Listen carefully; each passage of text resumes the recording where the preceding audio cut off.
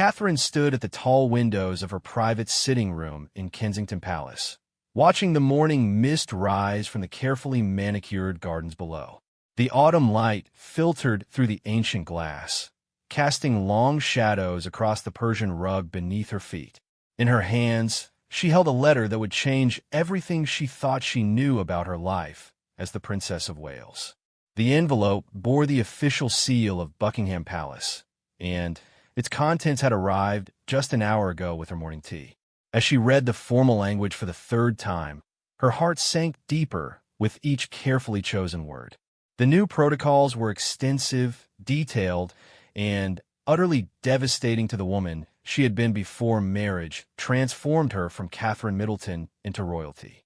She remembered the day she first met William at university, when she was just Kate, a girl from Berkshire who loved photography and dreamed of working in the art world. Back then, she could walk through the streets of St. Andrews without a second thought, grab coffee with friends, and speak her mind freely about politics, social issues, or anything else that crossed her thoughts. Those days felt like a lifetime ago, though it had only been a decade since their wedding day. The letter outlined new restrictions that seemed to tighten around her like an invisible cage. No more spontaneous public appearances without prior approval from the palace communications team. Every outfit required consultation with royal stylists to ensure it met the evolving standards of appropriate royal fashion. Her social media presence, already carefully monitored, would now be completely managed by palace staff. Most painful of all, her charitable work would be redirected to focus solely on causes deemed suitable for the future queen consort. Catherine folded the letter carefully and placed it on the mahogany desk that had once belonged to Queen Mary. She thought about the conversation she'd had with William the night before, when he'd tried to prepare her for what was coming. His face had been heavy with the weight of duty and the knowledge that their lives were about to become even more constrained than before. "The monarchy is evolving," he had said, his voice quiet in their private bedroom. "Father believes we need to present a more unified front, more traditional values." The scandals of recent years have made the advisors nervous about any deviation from established protocol. Catherine had nodded, understanding the pressure William faced as the heir to the throne. The recent controversies surrounding other members of the royal family had indeed created waves of negative publicity. The palace's response was to tighten control, to ensure that every public moment was perfectly orchestrated and above reproach. But understanding the reasoning didn't make the reality any easier to accept. Catherine walked to her dressing room, where rows of carefully selected outfits hung in perfect order. Gone were the days when she could choose her own clothes based on personal preference or comfort. Every item now had to be approved, analyzed for its message, and deemed appropriate for her evolving role. She touched a simple blue dress that had been one of her favorites, remembering the day she'd worn it to visit a children's hospital. The staff there had complimented how approachable and down-to-earth she looked. According to the new guidelines, such casual elegance was no longer suitable. The future queen consort needed to embody dignity and formality at all times. The restrictions extended far beyond fashion. Catherine's morning routine now included a briefing session with palace communications staff, reviewing every aspect of her scheduled appearances. Her natural warmth and tendency to engage in genuine conversation with the people she met was being replaced by carefully scripted interactions and predetermined talking points. She thought about the little girl she had met last month at a school visit, who had shyly asked about her favorite color.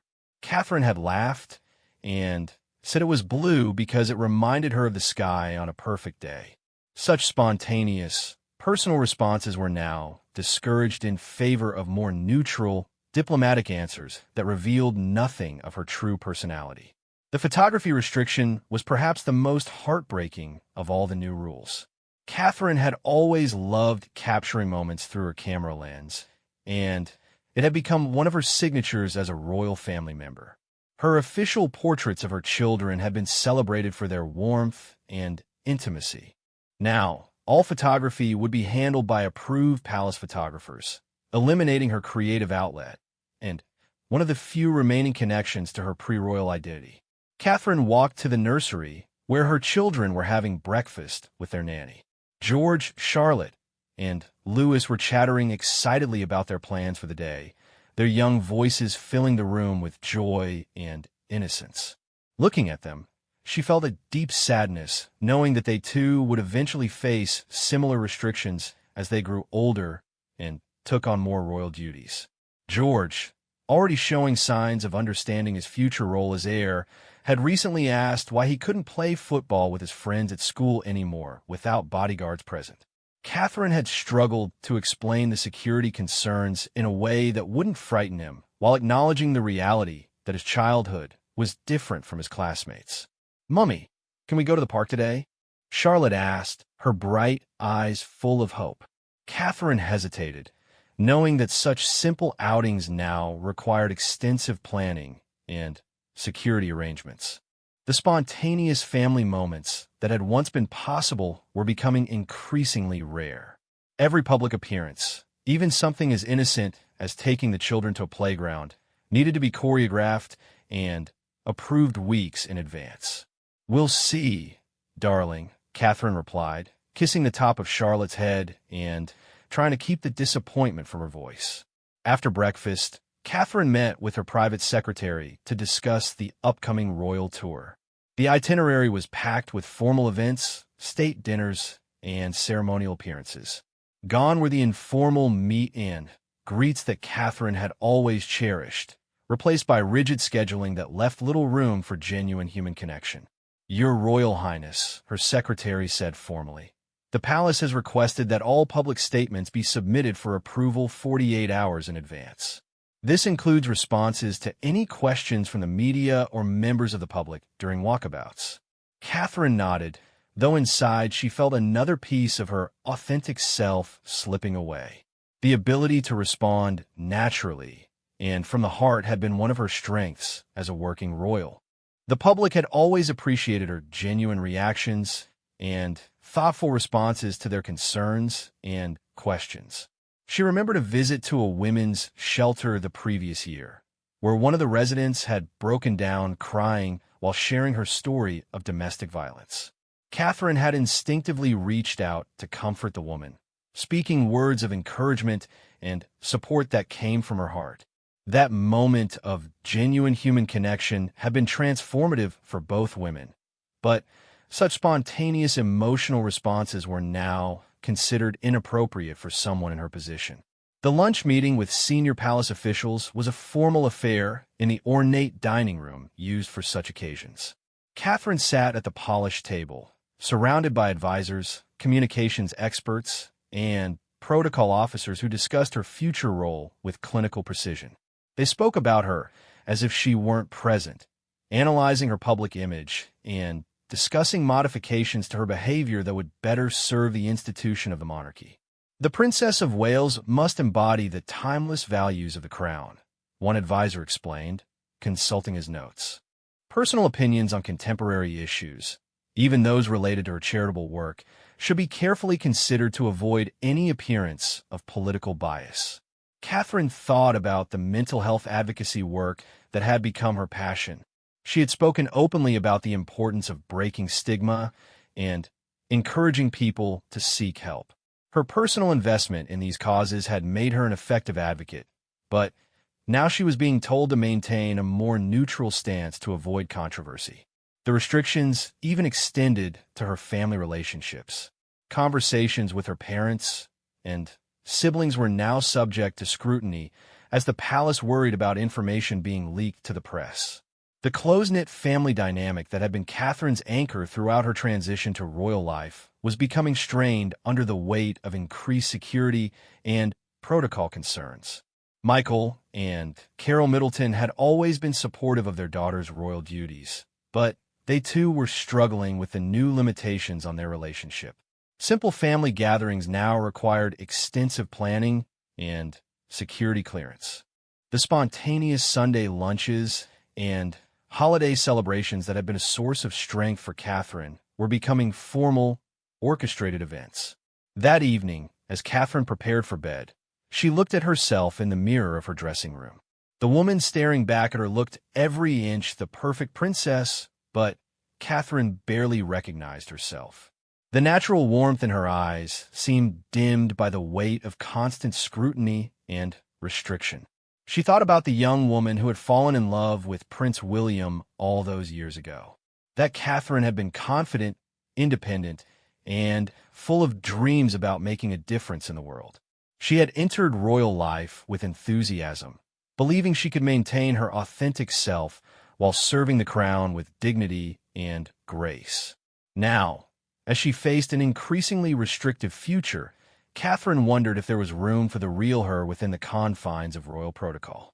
The letter from Buckingham Palace lay on her nightstand, its formal language a constant reminder that the rules had indeed shifted, and not in her favor.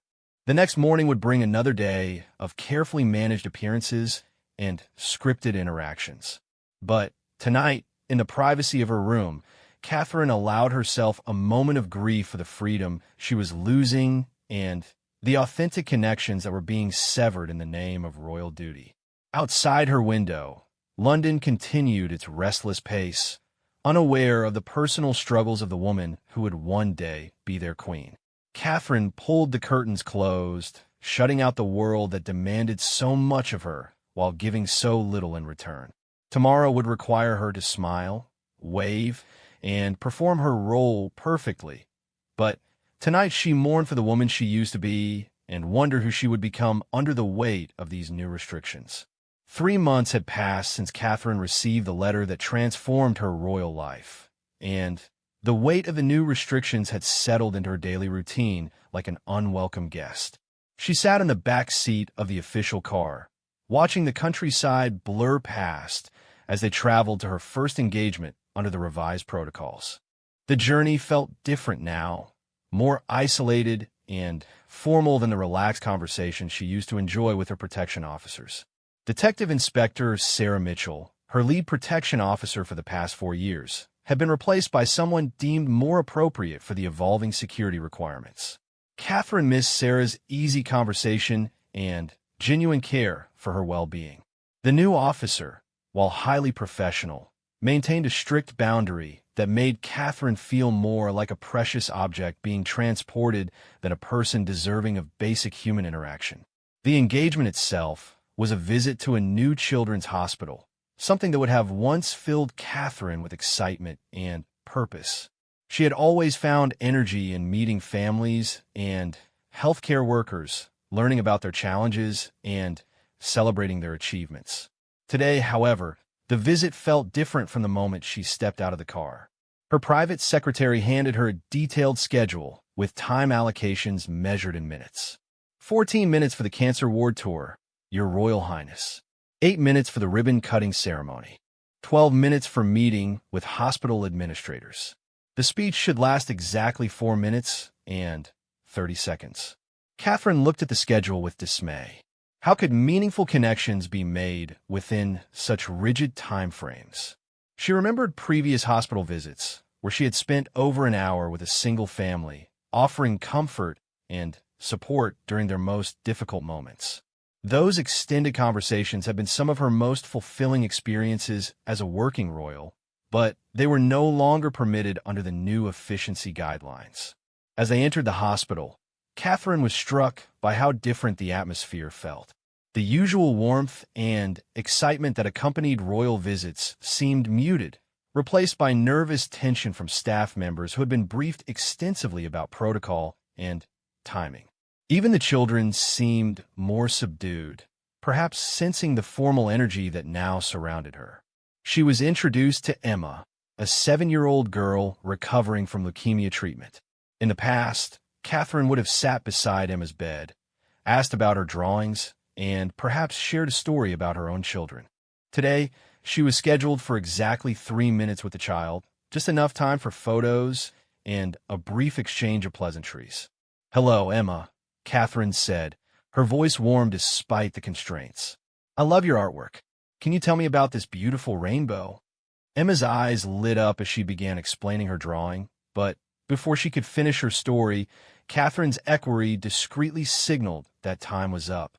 Catherine's heart broke a little as she had to interrupt Emma's enthusiastic explanation and move on to the next scheduled interaction. The pattern repeated throughout the visit. Each encounter felt rushed and superficial, lacking the depth that had once made Catherine's royal work so meaningful.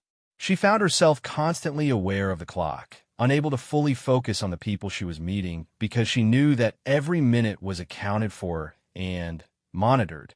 During the ribbon-cutting ceremony, Catherine was required to deliver a speech that had been written for her by palace speechwriters. The words were eloquent and appropriate, but they felt foreign in her mouth. Gone were the personal touches and heartfelt observations that had once made her speeches memorable and impactful. This magnificent facility represents hope and healing for countless families, she read from the prepared text. The words were true, but they lacked the personal conviction that had once characterized her public speaking. She longed to share her own thoughts about the importance of pediatric health care and the courage she had witnessed in the children she had met. But such personal reflections were no longer deemed appropriate. After the hospital visit, Catherine returned to Kensington Palace feeling emotionally drained rather than energized. The new approach to royal engagements left her feeling like a performer rather than a genuine advocate for the causes she cared about. She retreated to her private study, where she found William reviewing documents for his own upcoming engagements. "How was the hospital visit?" he asked, looking up from his papers with concern. William had noticed the changes in Catherine's demeanor since the new protocols were implemented, and he struggled with his own guilt about the restrictions that were being imposed on his wife. "Efficient," Catherine replied, unable to keep the sadness from her voice. "We managed to squeeze in visits with 12 families in 38 minutes. Very impressive statistics for the annual report." William set down his documents and moved to sit beside her. He understood the frustration in her voice because he was facing similar constraints in his own royal duties. The pressure to modernize and streamline the monarchy had resulted in a more corporate approach to royal work that often felt at odds with the human connections that made their roles meaningful. "The advisors believe this approach will make us more effective," William said, though his tone suggested he wasn't entirely convinced himself. "They want to ensure we can reach more people and support more causes within our allocated time."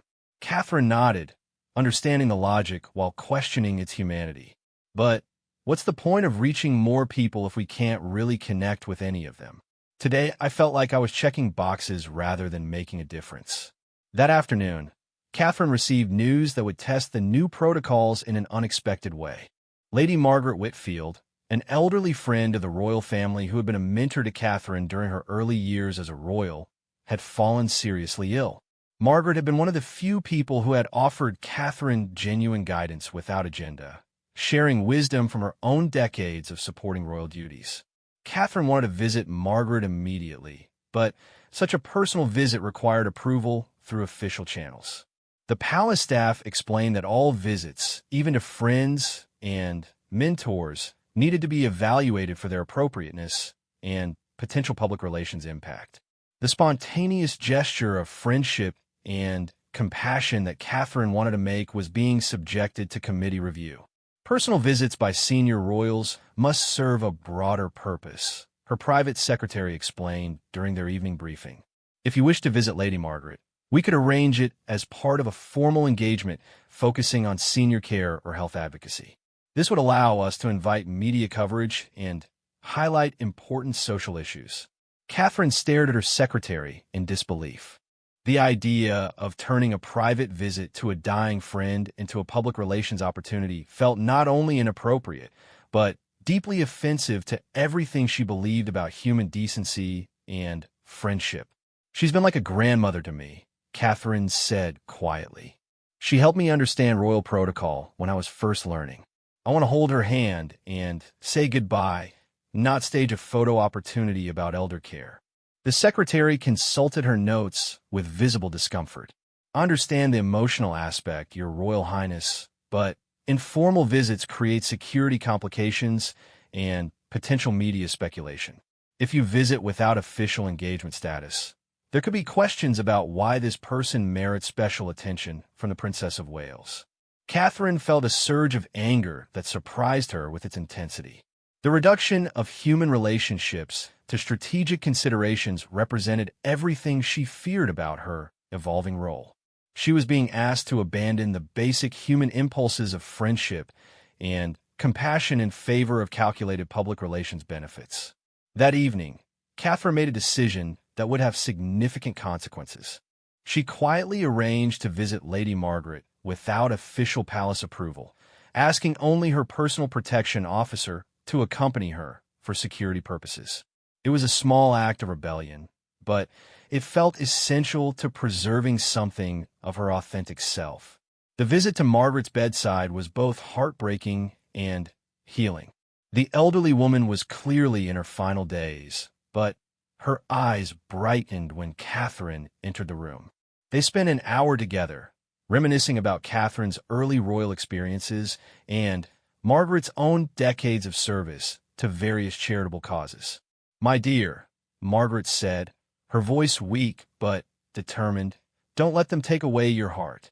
The monarchy needs people who remember that service is about love, not protocol." Catherine held Margaret's frail hand and promised to remember her words, though she wasn't sure how she would honor that promise within the increasingly restrictive framework of her royal duties. When she left that evening, she knew it was likely the last time she would see her friend alive. The repercussions of the unauthorized visit were swift and severe. The next morning, Catherine was summoned to a meeting with senior palace officials who expressed their displeasure at her deviation from approved protocol. The visit had been noticed by security personnel and reported through official channels, creating what they termed a precedent problem. "Your Royal Highness," the senior advisor said with barely concealed irritation, "spontaneous visits create security risks and set expectations for similar access among other acquaintances. If word of this visit becomes public, we'll face questions about why other friends and supporters aren't granted similar privileges." Catherine listened to the lecture with growing frustration. The reduction of friendship to a security risk and public relations liability seemed to represent everything wrong with a new approach to royal duties. She was being asked to live a life devoid of genuine human connection in the name of operational efficiency. The consequences extended beyond the immediate rebuke. Catherine learned that her future engagements would be subject to enhanced oversight, with additional layers of approval required for any deviation from scheduled activities. Her personal phone calls will be monitored more closely, and her private correspondence will be subject to review to ensure compliance with the new guidelines. Even her relationship with her own family faced additional scrutiny. The palace raised concerns about the frequency of Catherine's visits to her parents' home, suggesting that such regular contact with non-royal family members could create complications. The close relationship that had been Catherine's emotional anchor throughout her royal transition was being characterized as a potential security and protocol liability. The evening brought news that Lady Margaret had passed away peacefully in her sleep. Catherine wept privately for her friend and mentor, but also for the realization that future friendships would be impossible under the current restrictions. The human connections that gave meaning to life were being systematically eliminated in the name of royal duty. As she prepared for bed that night, Catherine looked at herself in the mirror and saw a woman she barely recognized. The natural warmth that had once been her trademark was being replaced by careful composure. The spontaneous gestures of kindness that had endeared her to the public were being eliminated through rigid scheduling. The authentic relationships that had sustained her were being scrutinized and constrained. She thought about Margaret's final words about not letting them take away her heart. The challenge seemed overwhelming as the restrictions tightened around her life like an elaborate cage constructed from protocol and procedure.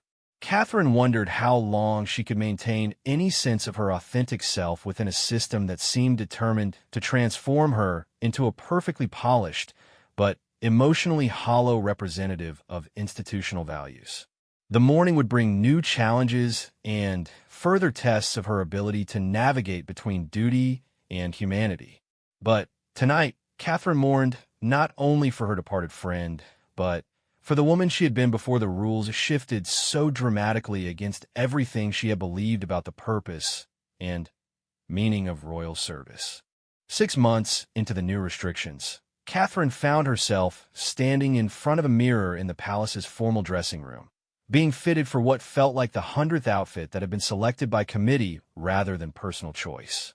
The deep emerald dress was beautiful and undoubtedly appropriate, but it felt like a costume rather than clothing. Every detail had been analyzed for its symbolic meaning, color psychology, and potential media interpretation. The emerald represents stability and growth, the royal stylist explained as she adjusted the hemline to precisely the approved length. The conservative cut demonstrates appropriate dignity, while the quality of the fabric reflects the prestige of the crown. The jewelry selection has been coordinated to complement without overwhelming the overall message of accessible elegance. Catherine nodded mechanically, having learned that questioning styling decisions was futile and only prolonged the fitting process. She missed the days when she could choose an outfit because it made her feel confident or because the color reminded her of something beautiful. Now, every garment was selected for its strategic communication value rather than any personal connection. The upcoming state banquet would be her most challenging test, yet under the new protocols. As the Princess of Wales, Catherine would be expected to engage with foreign dignitaries and their spouses while strictly adhering to approved conversation topics and diplomatic guidelines. Gone were the days when she could rely on her natural curiosity and genuine interest in other cultures to guide her interactions. Her briefing folder contained detailed profiles of each guest, including suggested conversation topics and subjects to avoid. The spontaneous cultural exchanges that had once been highlights of such events were replaced by carefully scripted diplomatic dialogue designed to avoid any possibility of misunderstanding or controversy. "Your Royal Highness," her diplomatic advisor said during the final briefing, "remember that any personal opinions about international affairs, even seemingly innocent observations about travel or cultural differences, could be interpreted as political statements. It's best to focus on neutral topics like art, music, or general appreciation for the guest countries without specific commentary." Catherine felt her heart sink as she realized how limiting these guidelines would be in practice. Her genuine interest in other cultures and her ability to connect with people from different backgrounds had been one of her strengths as a working royal. The new restrictions would force her to maintain such a neutral stance that meaningful conversation would be nearly impossible. The state banquet itself proved to be as challenging as Catherine had feared. She found herself in conversation with the wife of a visiting minister from a country facing significant humanitarian challenges. In the past, Catherine would have been able to express compassion and perhaps discuss ways the royal family's charitable work might offer support. Tonight, she was limited to vague pleasantries about the beauty of the woman's traditional dress and appreciation for her country's artistic heritage. "Your Royal Highness," the woman said with evident hope, "I have heard of your work with children's charities. Our country has many orphanages that struggle with resources. Perhaps there might be opportunities for collaboration or support." Catherine felt her heart break as she realized she couldn't offer the encouragement and potential assistance that she desperately wanted to provide. The new protocols required all charitable commitments to be channeled through official diplomatic processes, eliminating her ability to make personal connections that might lead to meaningful support. "That sounds like important work," Catherine replied carefully, hating how hollow her words sounded. "I'm sure our respective diplomatic teams could explore appropriate channels for international cooperation." The formal language felt foreign in her mouth, and she could see the disappointment in the woman's eyes as what had begun as a hopeful conversation was reduced to bureaucratic deflection. These moments of missed connection accumulated throughout the evening, leaving Catherine feeling like she had failed both her guests and herself. After the banquet, William found Catherine in their private sitting room, staring out at the London skyline with an expression of deep sadness. He had watched her struggle through the evening's conversations, and recognized the toll that the new restrictions were taking on his wife's spirit. "You did beautifully tonight," he said, though they both knew that beauty and authenticity were increasingly incompatible within their current framework. Catherine turned to face him, and William was struck by how different she looked from the vibrant woman he had married. The sparkle in her eyes had dimmed, replaced by careful composure that felt more like a mask than genuine expression. "I felt like a fraud," Catherine admitted quietly. "That woman from the humanitarian organization was reaching out for help, and I had to pretend I didn't understand what she was asking. How is that serving anyone?" William had no answer because he was facing similar struggles in his own royal duties. The pressure to avoid controversy had resulted in such cautious approaches to public engagement that their work felt increasingly meaningless. They were becoming figureheads who looked the part, but couldn't actually engage with the real issues that mattered to people.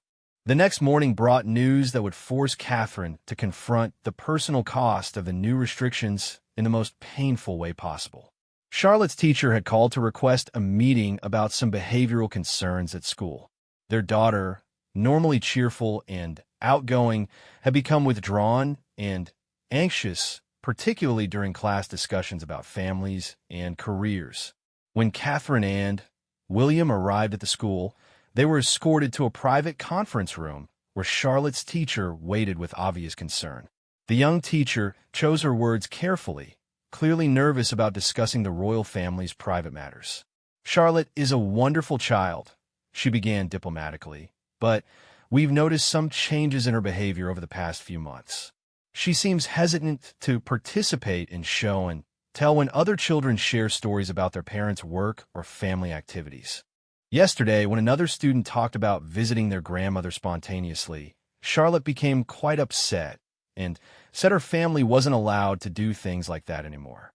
Catherine felt a wave of guilt wash over her as she realized that the restrictions on her own life were affecting her children in ways she hadn't fully considered.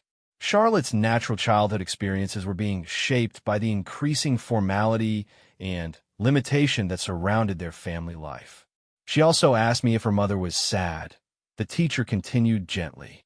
"She said you seem different lately, more quiet and careful."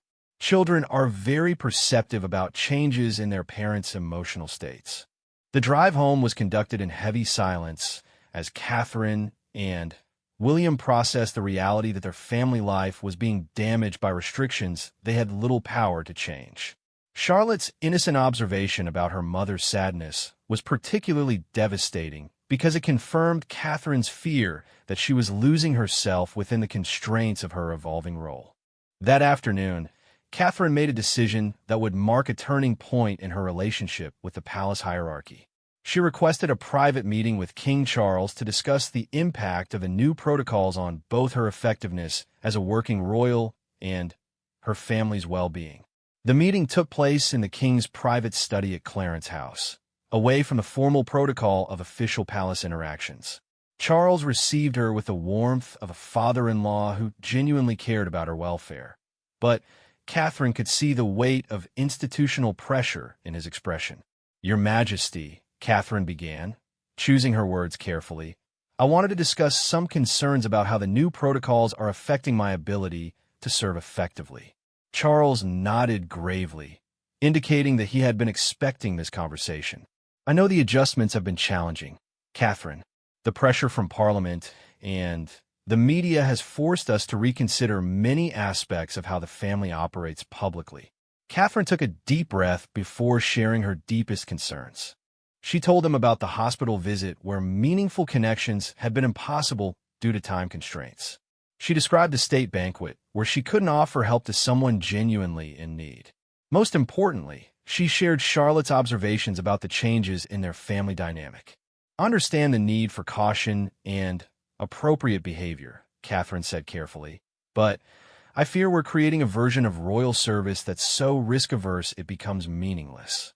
If I can't connect with people authentically, how can I truly serve them?" Charles listened thoughtfully, and Catherine could see him weighing institutional pressures against family welfare. The monarchy was indeed facing unprecedented scrutiny, and Every public action was analyzed for potential controversy. But the human cost of extreme caution was becoming apparent in the diminished effectiveness of working royals.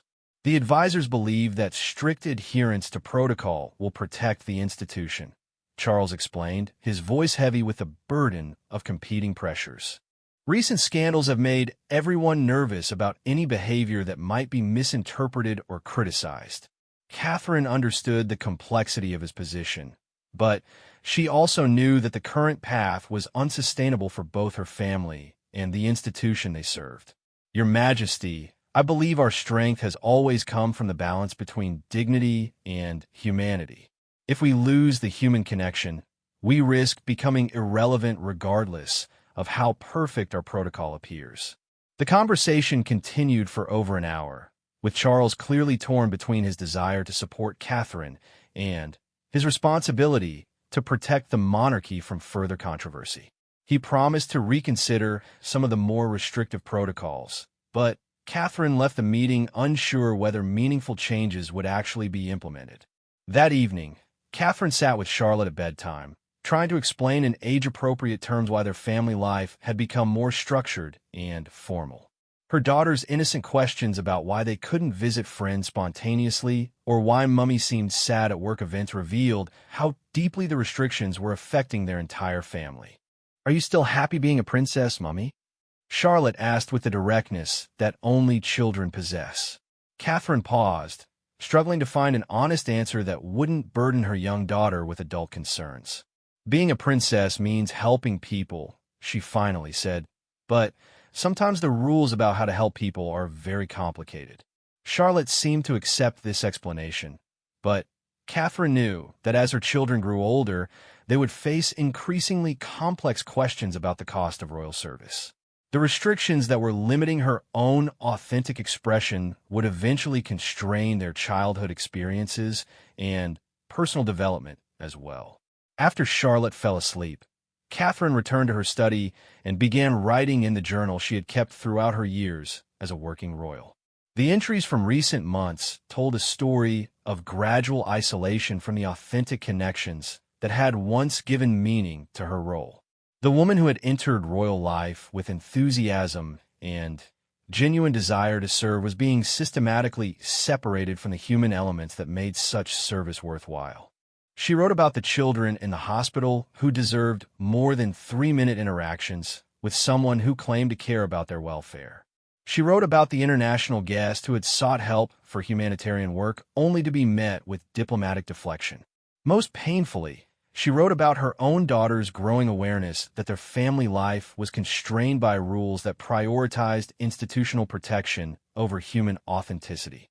As she closed the journal, Catherine realized that she was approaching a crossroads where she would have to choose between preserving her authentic self and fulfilling the increasingly restrictive expectations of her royal role.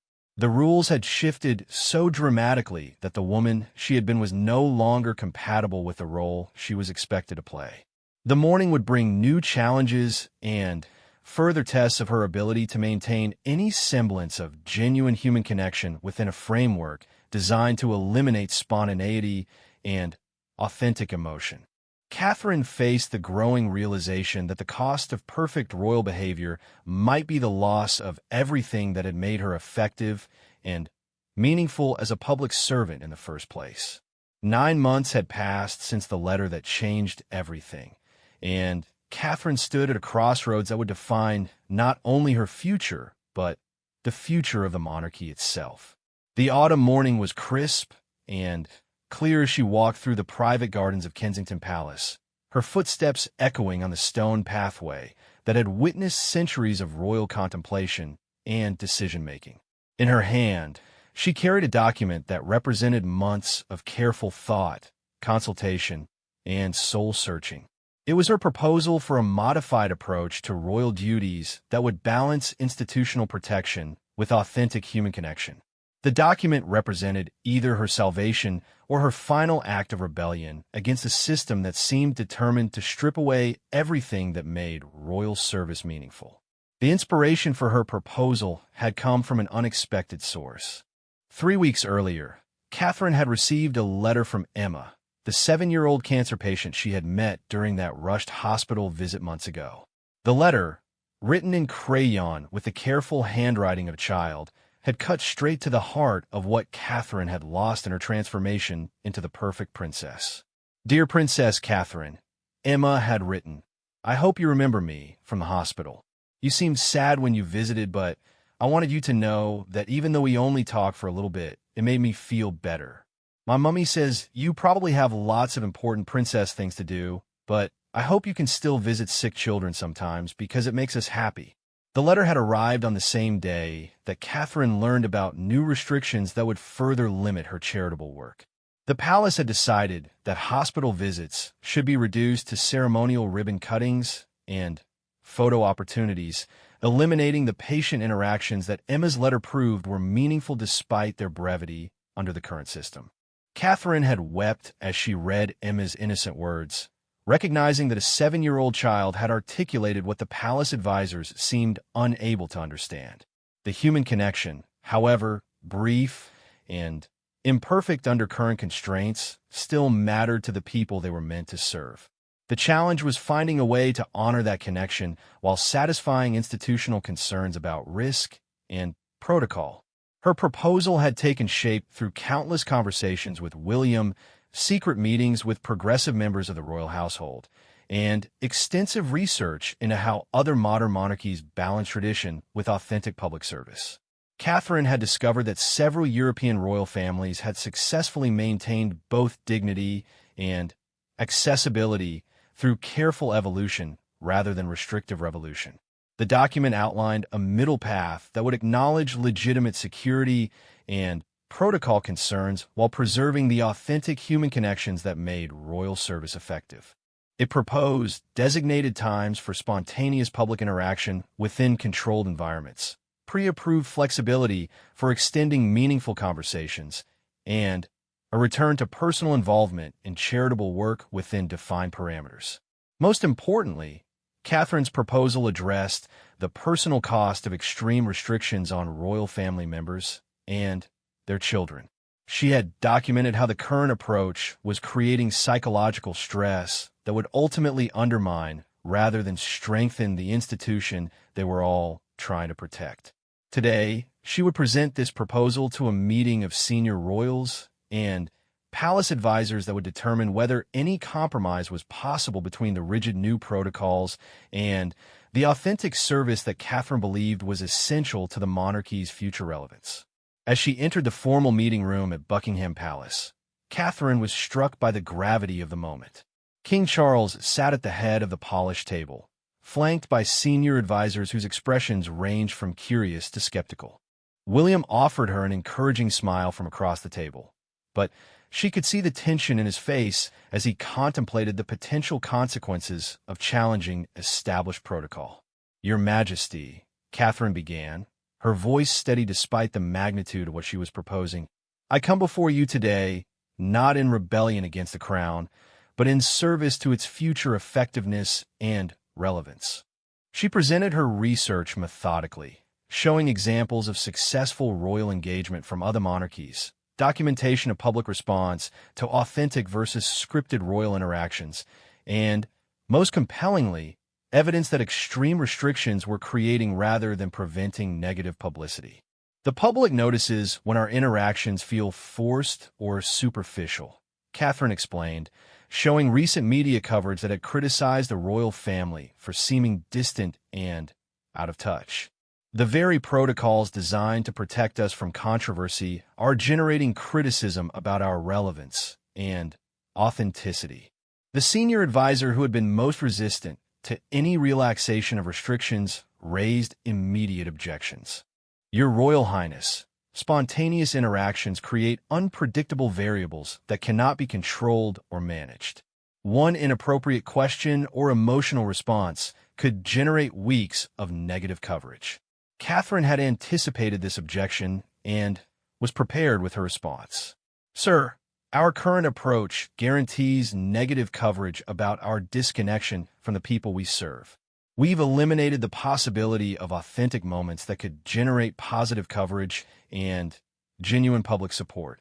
She shared Emma's letter, reading the child's words aloud to the room full of officials who made decisions about royal protocol without considering their impact on the real people those protocols were meant to serve.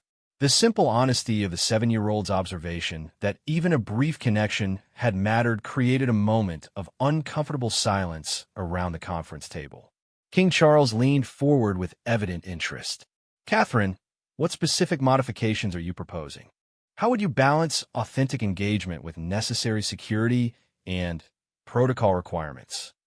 Catherine outlined her detailed plan, which included designated flexibility periods during public engagements, pre-approved personal response protocols for emotional situations, and a graduated system of spontaneous interaction that could be adjusted based on security assessments and public reaction.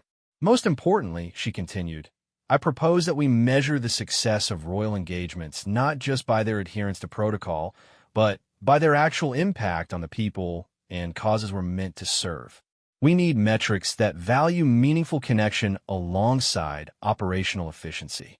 The discussion that followed was intense and sometimes heated, with traditionalists arguing for the safety of established protocol, while progressives acknowledged the need for evolution.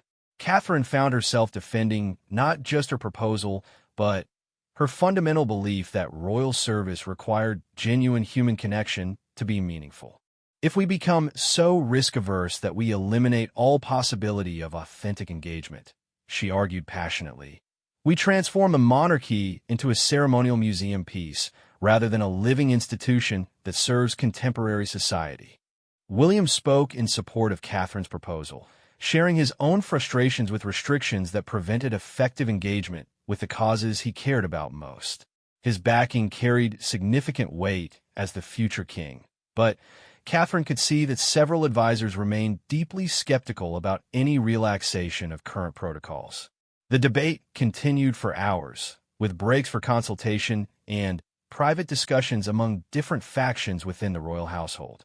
Catherine used these intermissions to refine her arguments and prepare responses to the various concerns that had been raised. During one break, King Charles approached Catherine privately with an expression of both admiration and concern. "You've presented a compelling case," he said quietly, "but you understand that any changes to current protocol will be seen as an admission that our recent approach was wrong. The political implications are significant."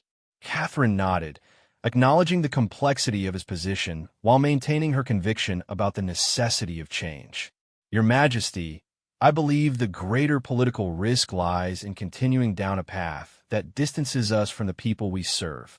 The monarchy's strength has always come from the balance between dignity and accessibility." The afternoon session focused on specific implementation strategies and safeguards that might allow for controlled flexibility within royal engagements. Catherine was encouraged by the engagement with practical details, which suggested that her proposal was being seriously considered rather than dismissed out of hand. As the meeting drew toward its conclusion, King Charles called for a final round of statements from all participants. Catherine listened as various advisors presented their concerns and recommendations, some supporting modified versions of her proposal, while others advocated for maintaining current restrictions.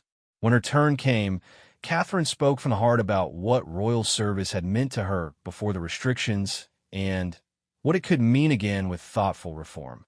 "I entered this family because I believed in the possibility of service that honors both tradition and humanity. I still believe in that possibility, and I believe the people we serve deserve nothing less than our authentic commitment to their welfare." The final decision would not be made that day, but Catherine felt cautiously optimistic about the reception her proposal had received. King Charles promised a thorough review with input from constitutional experts and public opinion specialists before any changes would be implemented. As she drove back to Kensington Palace that evening, Catherine reflected on the journey that had brought her to this moment of potential transformation. The past 9 months had tested her resilience and forced her to examine what she truly valued about royal service, but they had also clarified her understanding of what authentic public service required. That night, she sat down to write a response to Emma's letter. knowing that whatever the outcome of her proposal, she owed the brave little girl an acknowledgement of how her words had inspired a royal revolution.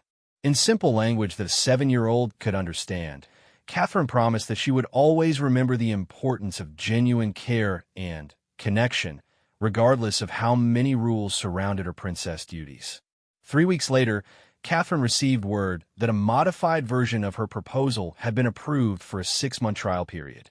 The changes were modest but significant: designated flexibility windows during engagements, authorization for extended conversations when circumstances warranted, and a new evaluation system that measured public impact alongside protocol compliance. On her first engagement under the modified protocols, Catherine returned to the Children's Hospital where her journey of resistance had begun. This time, when she met a young patient who wanted to share a story about his artwork, she was able to sit beside his bed and listen with genuine attention, unconstrained by rigid time limits. The boy, diagnosed with the same condition as Emma, shyly showed Catherine a drawing of a princess who looked remarkably like her. "She's brave," he explained, "because she fights dragons to help sick children." Catherine smiled, recognizing that the real dragons she had fought were the institutional forces that threatened to separate royal service from human compassion. The battles had been difficult, and the victory was only partial, but for the first time in months, she felt like the princess this brave little boy had drawn, someone who fought for what mattered, regardless of the rules that tried to contain her. The future remained uncertain, and Catherine knew that the tensions between institutional protection and authentic service would require ongoing navigation. But she had proven to herself and others that the rules could be challenged, that meaningful change was possible, and that the authentic connections that gave royal service its purpose were worth fighting to preserve. As she left the hospital that day, Catherine carried with her a renewed sense of purpose and the knowledge that sometimes the most important rule was knowing when the rules needed to change. The woman who had once felt lost within the constraints of perfect protocol had found her voice and used it to advocate not just for herself, but for a vision of royal service that honored both tradition and humanity. The rules had indeed shifted, but through courage, persistence, and unwavering commitment to authentic service, Catherine had helped shift them toward a future where being a perfect princess didn't require sacrificing everything that made her human.